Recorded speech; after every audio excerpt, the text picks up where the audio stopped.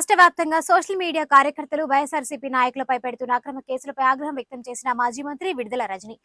Narasaraopet sub జైల్లో రిమాండ్లో ఉన్న YSRCP social media కార్యకర్తలు వైఎస్ఆర్సీపీ నాయకులను పరామర్శించారు మాజీ మంత్రి విడుదల రజని.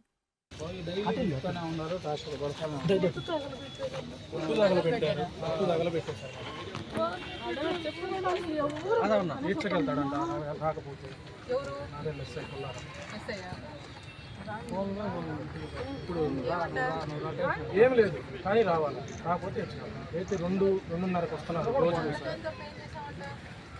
పార్టీలో ఎందుకు తిరిగారు? మా పార్టీ వచ్చి మేము చేస్తాం. వైసీపీ పార్టీలో ఎందుకు తిరిగారు? ఫ్లెక్సీ పెట్టారు. మైకేస్ ఎందుకు తిరిగారు? ఇంటికాడ ఫ్లెక్సీ ఉంది పెద్దది. ఏం కేసు పెట్టారంటే ఏ కేసు?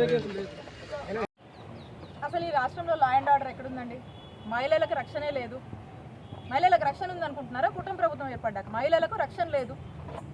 ఎందుకు లేదంటున్నానంటే అసలు ఈ రోజున పోలీసులే కావచ్చు, ఇక్కడ లా అండ్ ఆర్డర్ ఏ విధంగా ఉండాలనేటువంటి దాన్ని గురించి ఆలోచిస్తే ఉంటుంది, ఏమైనా పట్టించుకుంటూ ఉంటుంది. ఏం పట్టించుకోవట్లేదు. వాళ్ళ ఆలోచన ఎంతసేపు ఏముందండి? ఎంతసేపు YSR Congress party social media, state వ్యాప్తంగా వైఎస్ఆర్ కాంగ్రెస్ పార్టీ సోషల్ మీడియాలో ఏమవుతుంది, ఎవరేం పోస్ట్ పెట్టారు, ఎవరిని ఇళ్లలోంచి తెచ్చి తీసుకురావాలి, ఆడకేసి పెట్టాలి, జైల్లో వేయాలి, ఎవరు ఎక్కడ దొరుకుతారు, ఎవరు ఈరోజు పోస్ట్ పెట్టారు, ఎవరు 5 ఏళ్ల కింద పోస్ట్ పెట్టారు, ఎవరిని ఎప్పుడు తీసుకురావాలనే దాని మీద అంటే మొత్తం కూడా మనం చూసినట్టయితే ఉమెన్ సేఫ్టీ లేదు, ఏం లేదు, లా అండ్ ఆర్డర్ లేదు, ఏం లేదు. YSR Congress party social media చుట్టూ తిరుగుతుంది కాబట్టి దీని మీద ఉన్న ఇంట్రెస్ట్ దీని మీద లేదు.